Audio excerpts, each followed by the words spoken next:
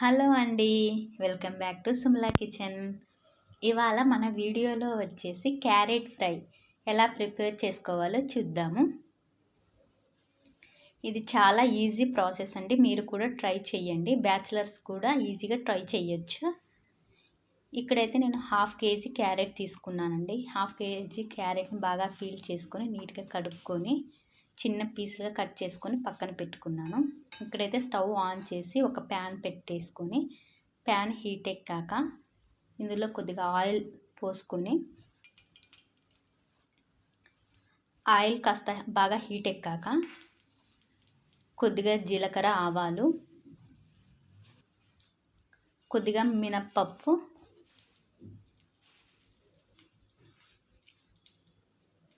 కొద్దిగా పచ్చిశనగపప్పు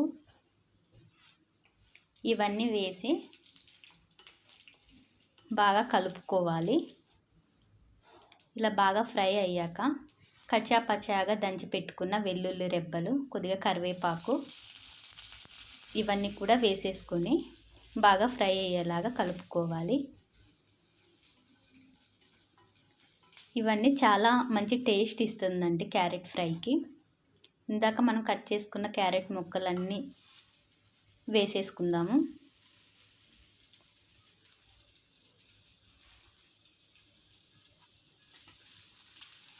ఇలా అన్ని క్యారెట్ ముక్కలన్నీ వేసి తాలింపు అంతా బాగా పట్టేలాగా కలుపుకోవాలి.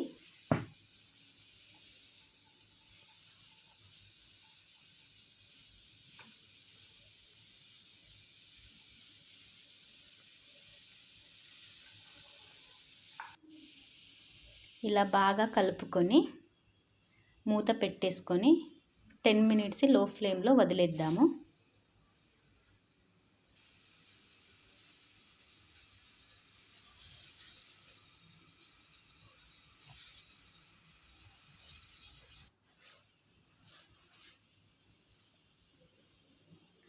ఆఫ్టర్ 10 మినిట్స్ ముక్క అనేది బాగా సాఫ్ట్గా అవుతుందండి.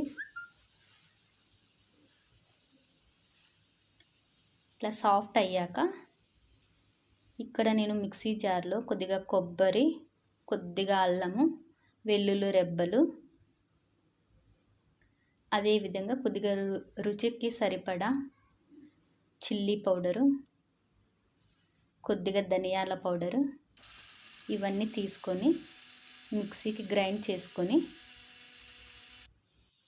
ఇక్కడ మగ్గిన క్యారెట్లోకి కొద్దిగా పసుపు, రుచికి సరిపడా సాల్ట్ వేసేసేసి కలుపుకోవాలి.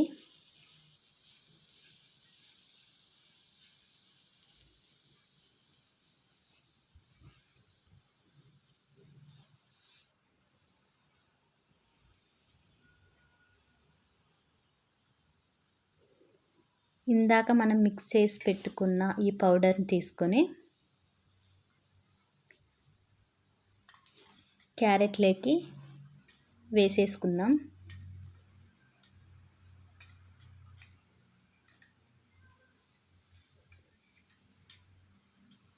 ఈ పౌడర్ అంతా వేసేసుకొని క్యారెట్కి బాగా పట్టేలాగా అంతా కలుపుకోవాలి.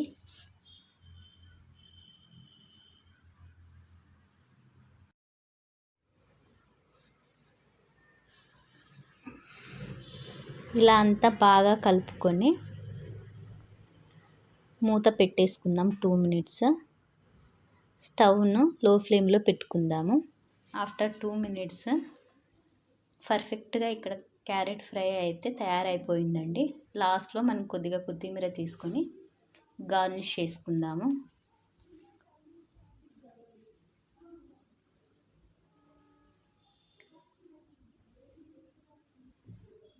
ఓకే అండి, ఇక్కడైతే మనకి క్యారెట్ ఫ్రై తయారైపోయింది.